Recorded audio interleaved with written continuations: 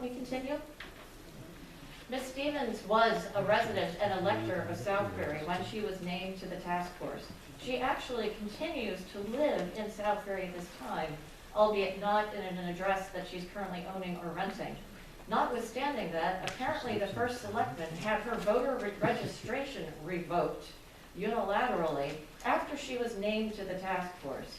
We did not deem that appropriate to remove her from the task force. Until her elector registration is clarified, she is serving an advisory member, which has been discussed with the task force. Okay, Wow, again, that she is the stood most up here. outrageous thing you've said about me so far. Now,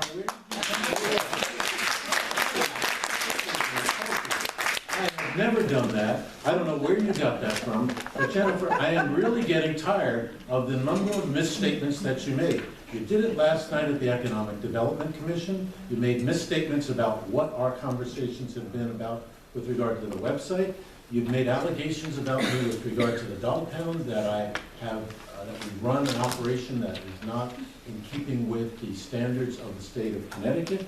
This has got to stop. You just can't make statements. You're correct. So I do not I want to speak know, anything how but do the you truth. know, how do you know that I did that with the voters? I do not speak anything but the truth, First Selectman. Okay, how do you know that? Because I can get affidavits from the registrars that this occurred. Secondly, with respect to the shelter, I never spoke anything but the truth. The shelter failed the state inspection.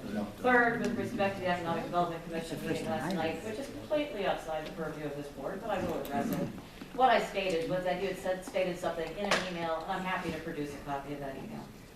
Okay, well, I would just like to say, please show me those affidavits from people at the registrars. If you wish to pursue this, First Selectman, I which do. I would not suggest that you do, but I if you do. do, I will get those affidavits. I would like to see And I them. would again like to comment that Martha herself stood up in front of this group and said she lives in Naugatuck. I didn't make that up. She said it. So I'm just, again, it's a concern. Now, you know, we can continue to discuss this ridiculous thing all night, or we can just go ahead and vote on this. The charter clearly provides for advisory members. She is serving in an advisory capacity at this time, given the change to her elector status that was forced upon her. But